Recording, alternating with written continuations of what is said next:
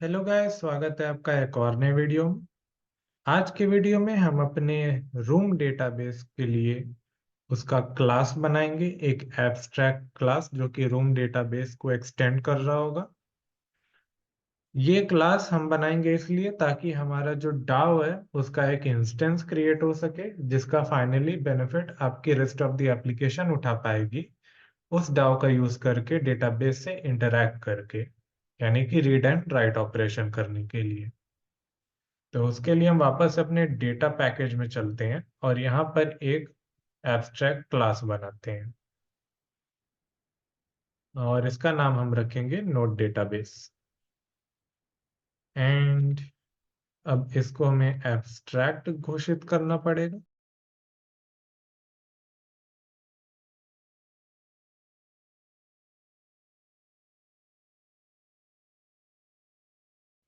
Room database ना,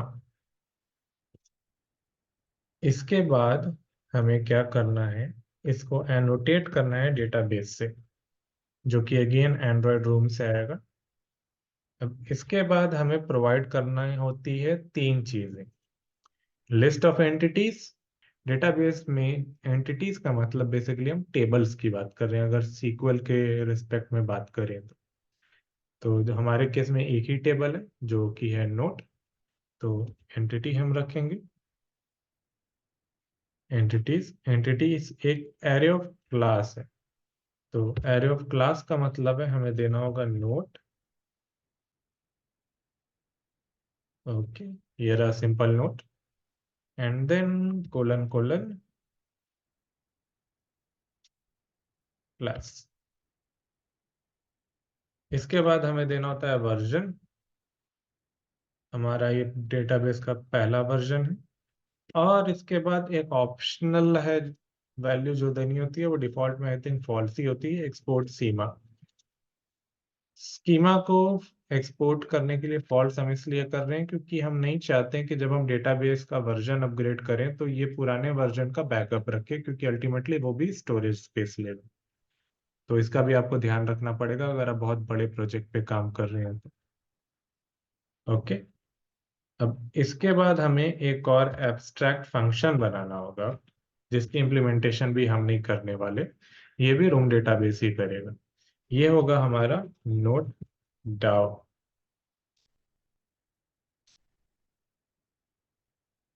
और note डाउ हम ऑब्वियसली नोट डाउ टाइप कर रखेंगे। ओके, सिंपल नोट डाउ हमने नाम रखा है, कोई बात नहीं। नोट डाउ हो गई हमारी। अब इसके बाद हमें एक कंपेनियन ऑब्जेक्ट बनाना है। Companion object. Okay, companion object में जो पहली चीज हम बनाएंगे वो होगा एक प्राइवेट वेरिएबल जिसका नाम इंस्टेंस होगा। और नाम से आपको समझ आ जाना चाहिए कि हम किसका इंस्टेंस बनाने वाले हैं, ऑब्वियसली हमारे डेटाबेस का।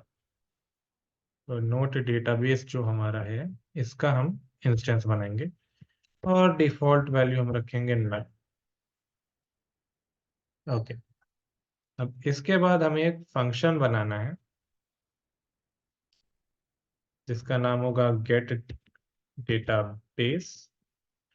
और ये कॉन्टेक्स्ट लेगा as a parameter, android content का कॉन्टेक्स्ट देना है आपको। और ये हमें रिटर्न क्या करेगा, ऑब्वियसली नोट डेटाबेस। परफेक्ट। अब रिटर्न हमें करना पड़ेगा डेटाबेस का इंस्टेंस अगर वो नल नहीं है तो।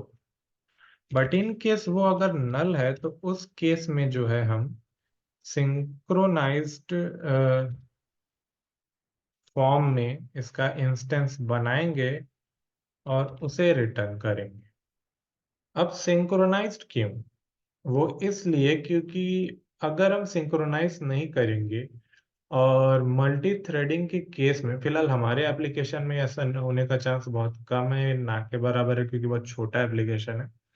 बट जब आपका एप्लीकेशन बड़ा होता है और चांसेस होते हैं एक यूजर एक्शन को मल्टीपल डेटाबेस कॉल्स ट्रिगर करने का, तो मल्टी थ्रेडिंग में ये चांसेस हो सकती है क्योंकि हमने एब्स्ट्रैक्ट क्लास बनाएंगे रूम डेटाबेस की, और ये रूम की लाइब्रेरी की रिस्पॉन्सिबिलिटी है कि हमारे ऐप को बार बार इसकी इंस्टेंस बना के दे। तो ये गलती से दो या उससे ज्यादा इंस्टेंस ना क्रिएट कर दे, इसलिए हम सिंक्रोनाइज रखेंगे। ओके, तो अब इसके अंदर हमें डेटाबेस का इंस्टेंस बनाना कैसे है, बहुत सिंपल है। हम रूम यूज करेंगे, एंड्रॉइड रूम, और इसका डेटाबेस बिल्डर बुलाएंगे। एंड डेटाबेस बिल्डर को हमें चाहिए देना है कॉन्टेक्स्ट, जो कि हमने गेट डेटाबेस में ऑलरेडी मांग रखा है एज अ पैरामीटर। इसके बाद हमें देना है डेटाबेस क्या है हमारा, जो कि है note database, database class Java. And then हमारे डेटाबेस का नाम, हमारा डेटाबेस है नोट्स कॉलन डेटाबेस। ओके, अब इसके बाद माइग्रेशन का कंडीशन हमें देना होता है, किस तरीके से हम माइग्रेशन करेंगे। तो फिलहाल के लिए fall back to destructive migration कर देते हैं। माइग्रेशन तब काम आती है जब आप अपने डेटाबेस का स्कीमा अपडेट कर रहे होते हो। तो उस केस में पुराने स्कीमा को नए स्कीमा में किस तरीके से माइग्रेट करना है, उसका ये एक मेथड है, जो है fall back to destructive migration. इसके बारे में और पढ़ना है तो आप हवर करके देख सकते हैं या फिर डॉक्यूमेंटेशन पढ़ सकते हैं। फिलहाल के लिए ये हमारे इस कोर्स के लिए ये थोड़ा कॉम्प्लिकेटेड हो जाएगा, तो इसको बाद के लिए रखते हैं। एंड देन उसके बाद हम लिखेंगे बिल्ड।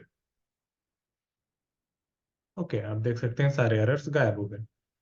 बट अभी भी यहाँ पर एक बहुत इंपॉर्टेंट चीज मिसिंग है, और वो ये है कि अभी अगर हम इसे यूज करेंगे तो हमारा हर बार, चाहे हम जितनी बार भी अपने एप्लीकेशन को स्टार्ट कर लें, जितनी बार भी डेटाबेस में एंट्रीज कर लें, हमारा डेटाबेस का इंस्टेंस हमें पुराना वाला मिलेगा ही नहीं। हर बार नया ही बनेगा वो, इसलिए क्योंकि हमने कहीं भी असाइन नहीं किया है इंस्टेंस में नई वैल्यू को। वैल्यू मतलब नए डेटाबेस जो हम बना रहे हैं।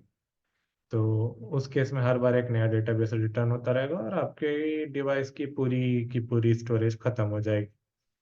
तो उसके लिए हम यूज करेंगे ऑल्सो ब्लॉक, और इसके अंदर इंस्टेंस जो है, इसको हम दे देंगे इट।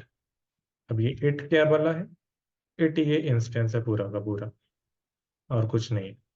तो अब हमारा ये वाला पार्ट कोड कंप्लीट हो गया है।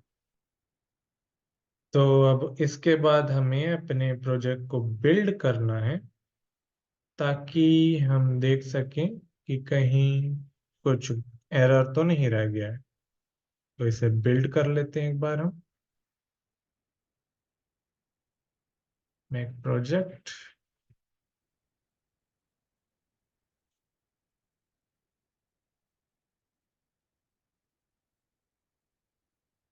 ओके, तो हमारी ग्रेडल बिल्ड कंप्लीट हो गई है और कोई भी एरर शो नहीं किया है। तो आज का टास्क हमने कंप्लीट कर लिया है। अगले वीडियो में हम अपने ऐप के लिए रिपॉजिटरी पे काम करेंगे। तो मिलते हैं नेक्स्ट वीडियो में। See you in the next one.